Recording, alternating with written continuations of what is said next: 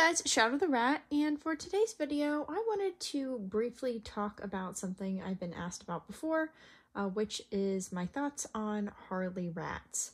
So Butter here is a Harley rat. Harley is a fur type that causes the fur to be super long and wispy, and as you can see, there is no undercoat. So it's very similar to double Rexes, and in fact, some Harleys even go through a completely naked molt as babies.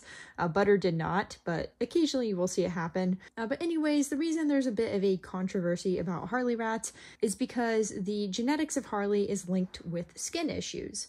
And in particular, these skin issues are caused by protein sensitivity, which a lot of Harley rats have. Now, Butter here has not had any sort of protein issues or skin issues, so you can definitely breed for healthier Harleys. However, that being said, it's definitely an issue with Harley rats in general, and it is one reason that if you do want Harley rats, you really should look for a breeder who is selecting away from these traits. It is possible to breed Harleys that are less sensitive, both when it comes to protein and when it comes to humidity. Harley rats tend to need 45% humidity or more. Otherwise, again, they're prone to becoming really itchy and developing scabs. But again, I haven't had a big issue with Butter and any sort of skin issues due to humidity or protein or anything like that. So I guess my best advice when it comes to Harley rats would definitely be to look for a breeder who has good reviews on their Harley rats. And I did have someone ask before, why would you not want a rat who has Harley fur, and say that you should be getting the animals who, need extra help. But the thing is, if you're getting your rats from a breeder, like you typically need to do with Harley rats because they are a newer variety, then you don't want to be supporting a breeder who's just breeding for looks without taking into account the rat's health and quality of life as well. So if you're buying Harley rats who just break out into scabs and they're always itching, then that's not a great quality of life. And you can manage that by making a custom diet for them and making sure your humidity is certain levels.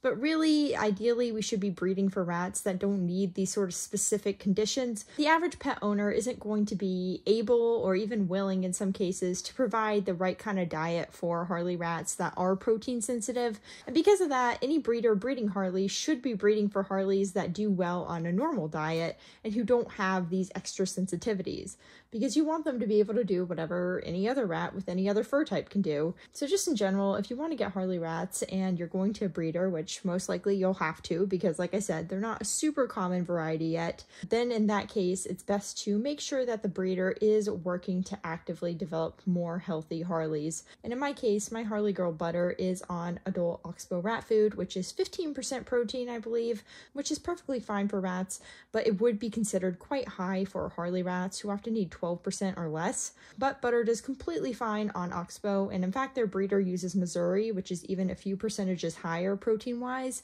So that just kind of shows you that she doesn't have these sorts of dietary issues, and that's what we should be striving for with Harleys, because you don't want to be breeding an animal that has more sensitivities just because they look cool.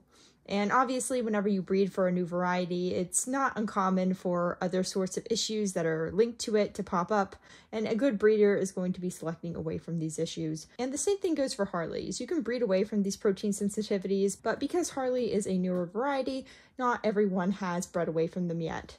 So I just say make sure that whoever you're getting your Harleys from is someone who is working on these health issues, and if you're getting Harleys, be prepared to potentially modify their diet because they might need that. Anyways, as far as Butter goes, she's completely healthy. She's a Harley dwarf, for anyone wondering. She's about a year old now, and she has never had any sort of health issues in the time I've had her. I've had her since she was about 2 months old, and I've seen her parents and pictures of the other Harleys that the breeder has, and all of them are doing really well. And again, they are on Missouri, which is a little bit higher in protein than even what I use.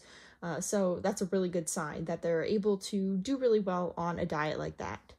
Anyways, that's pretty much it for this video. I just wanted to touch on it briefly because I've had people ask about it before. Unfortunately, I can't really help with preparing a diet for Harleys that are protein sensitive. However, I would recommend joining the Shumanite USA rat group on Facebook because they regularly have people come in asking for different dietary advice.